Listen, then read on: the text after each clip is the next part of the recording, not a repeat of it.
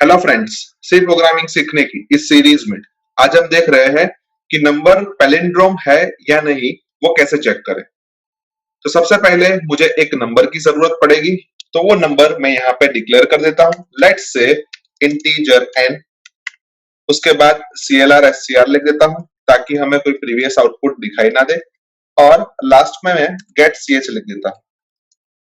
अभी जो ऊपर मैंने n डिक्लेयर किया है वो हमें यूजर के पास से लेना है, और इसी वजह से मैं यहाँ पे एक प्रिंटफ स्टेटमेंट लिखता हूँ, और उस प्रिंटफ स्टेटमेंट के अंदर मैं सिंपल सा मैसेज छोड़ देता हूँ, एंटर n।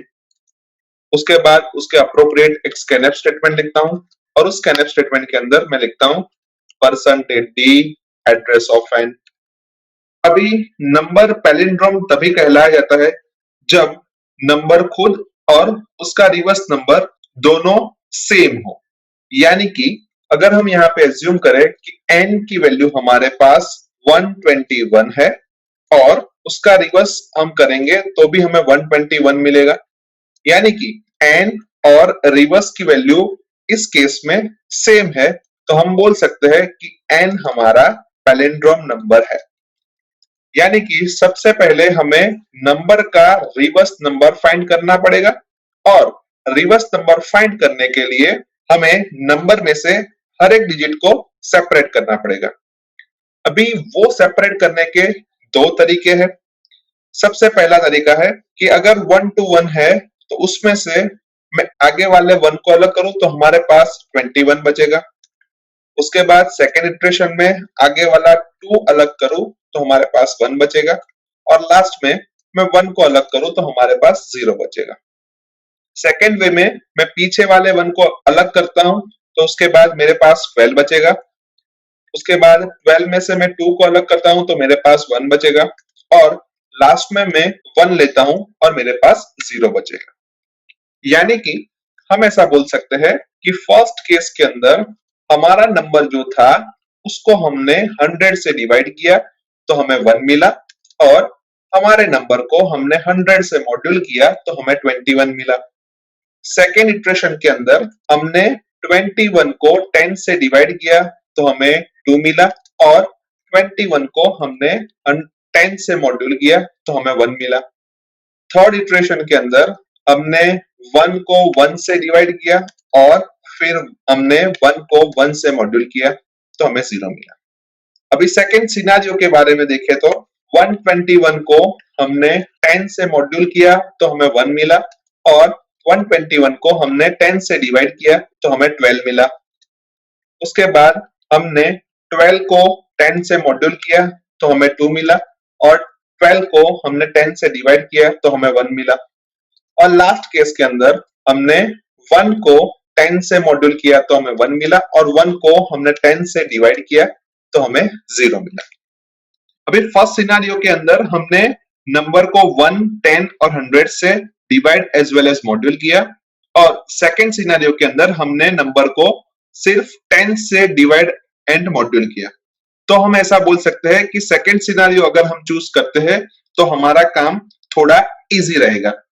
यानी कि अब हम सेकेंड सिनेरियो के ऊपर मूव होते हैं, तो उसके अंदर हमने सबसे पहले 121 को 10 से मॉड्यूल किया है, और 121 और कुछ नहीं लेकिन हमारा n है। तो हम ऐसा बोल सकते हैं कि हमने और कुछ परफॉर्म नहीं किया, हमने ऐसा परफॉर्म किया है कि n मॉड्यूल 10, और उसकी जो भी वैल्यू है वो हम r नाम के एक वेरिएबल में स्टोर कर देते हैं।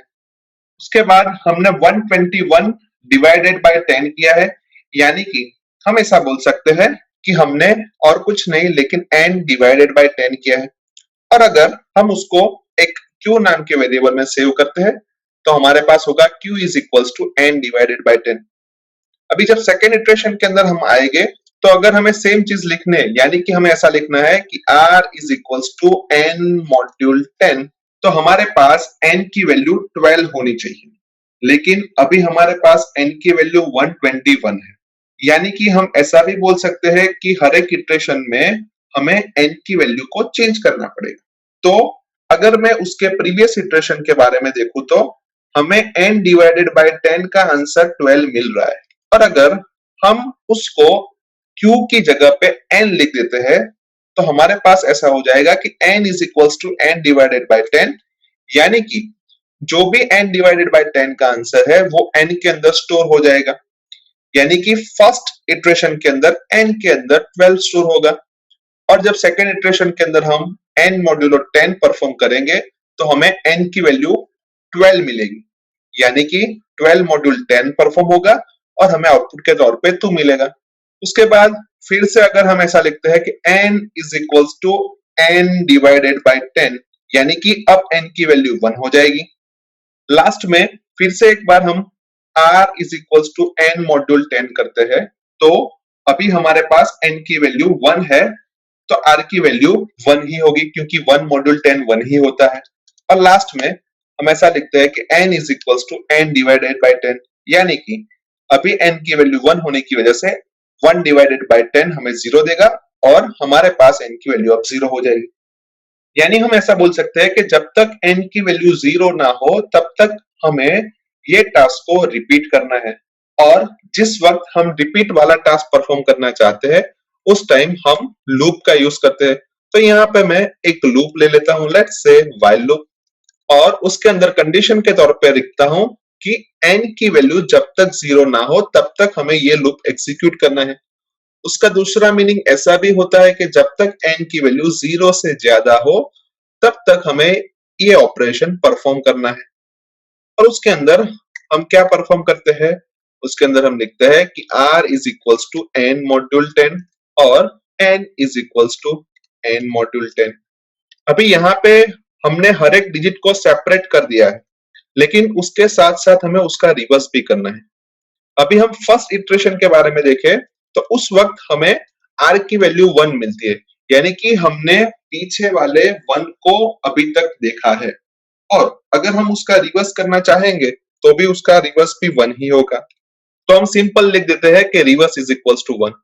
उसके बाद सेकेंड इटरेशन के अंदर हम देखें तो हमने पीछे वाले 2 डिजिट को विजिट किया है, यानी कि हम ऐसा बोल सकते हैं कि हमने 21 को विजिट किया है, और अगर हम उसका रिवर्स करना चाहेंगे तो हमें आउटपुट के तौर पे 12 मिलेगा। यानी हम ऐसा बोल सकते हैं कि हमारी जो प्रीवियस रिवर्स की वैल्यू थी उसको अगर हम 10 से मल्टीप्लाई करें और अभी जो r की वैल्यू आई है उसको हम ऐड करें तो हमें आउटपुट के तौर पे 12 मिल जाएगा। अभी जब थर्ड इटरेशन के बारे में देखें तो हमने पीछे के 3 डिजिट को विजिट किया है, यानी कि हमने 1 to 1 को विजिट किया है, और अगर उनका हम रिवर्स करना चाहेंगे तो हमें 1 to 1 ही मिलेगा। यानी कि हम ऐसा बोल सकते हैं कि हमारी जो रिवर्स की पुरानी वैल्यू थी 12, उसको हम 10 से मल्टीप्लाई करते हैं और उसके बाद उसके अंदर हम 1 ऐड करते हैं तो हमें आउटपुट के तौर पे 121 मिल जाएगा। अभी पहले वाले इटरेशन के अंदर हमने ऐसा कुछ लॉजिक अप्लाई नहीं किया, लेकिन अगर हमें वो भी लॉजिक अप्लाई करना है तो हम कुछ ऐसा लिख सकते हैं कि 0 इंटू 10 जो कि 0 ही होता है, और उसके अंदर हम 1 ऐड करें तो हमें आउटपुट के तौर पे 1 मिल जाएगा। यानी कि अब हम ऐसा बोल सकते हैं कि यहाँ पे जो हमने लिखा है reverse is equals to 12 into 10 plus 1, वही लॉजिक हमें लूप के अंदर भी लिखना पड़ेगा, जहां पे 12 कुछ नहीं लेकिन रिवर्स की पुरानी वैल्यू है, 10 हमारी स्टैटिक वैल्यू है, और 1 हमारा कुछ नहीं लेकिन करंट इटरेशन का r है। तो हम लूप के अंदर कुछ ऐसा लिख सकते हैं कि reverse is equals to reverse into 10 plus r, जहां पे राइट हैंड साइड पे जो रिवर्स की वैल्यू है वो हमारी पुरानी वैल्यू है, और लेफ्ट हैंड साइड पे जो रिवर्स की वैल्यू है वो हमारी नई वैल्यू है। अभी लूप के अंदर हमने r और रिवर्स नाम के 2 वेरिएबल का यूज किया है, तो वो 2 वेरिएबल मैं ऊपर डिक्लेयर कर देता हूं, let's say r and reverse. और फर्स्ट इटरेशन के अंदर हम देखें तो हमने रिवर्स की पुरानी वैल्यू को 0 एज्यूम किया था, तो वो भी मैं यहाँ पे डिक्लेयर कर देता हूं कि रिवर्स की पुरानी वैल्यू 0 है। अभी पैलिंड्रोम नंबर के बारे में हमने देखा था कि जब n और रिवर्स की वैल्यू सेम हो तब हमारा नंबर पैलिंड्रोम नंबर होता है। तो हम यहाँ पे चेक कर लेते हैं कि इफ n और रिवर्स की वैल्यू अगर सेम है तो हमारा नंबर पैलिंड्रोम है, अदरवाइज हमारा नंबर पैलिंड्रोम नंबर नहीं है। यानी कि हम इफ ब्लॉक में ऐसा लिखते हैं कि परसेंटेज d इज पैलिंड्रोम, और परसेंटेज d की जो भी वैल्यू है वो हम n से रिप्लेस करेंगे, और एल्स के अंदर हम ऐसा लिखेंगे कि percentage D is not palindrome, और परसेंटेज डी की जो भी वैल्यू है वो एन से रिप्लेस हो जाएगी।